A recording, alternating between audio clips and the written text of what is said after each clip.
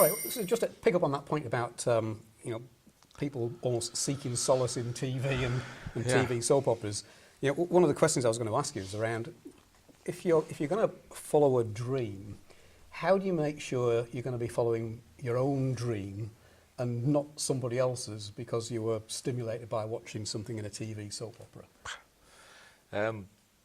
Well, first of all, they're not going to have the same dreams and aspirations for you that you could have for yourself.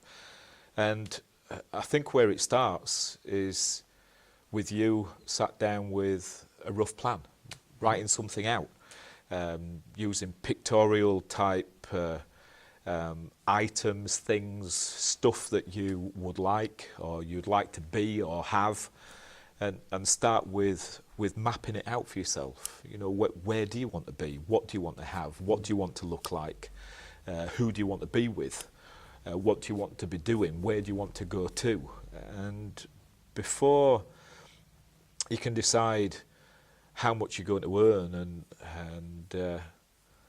and what career you're going to have, you're going to have to decide what you're doing it for. Okay, point. Yep. I know you're a big believer in writing things down because you know, there are plenty of spaces in the book here where you can sort of take some time out and you know, just get your thoughts down on a piece of paper. What's the value in doing that?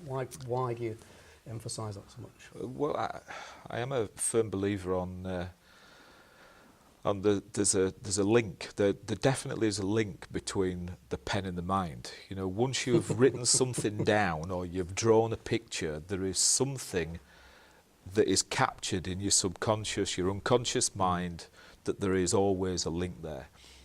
And just talking about it, I can now bring a picture in my mind about the house that I've got a picture of at home that's on my goal maps that I've probably had for the last 2 or 3 years, and I can picture it now. I can picture it in the wood. I can picture the white architecture.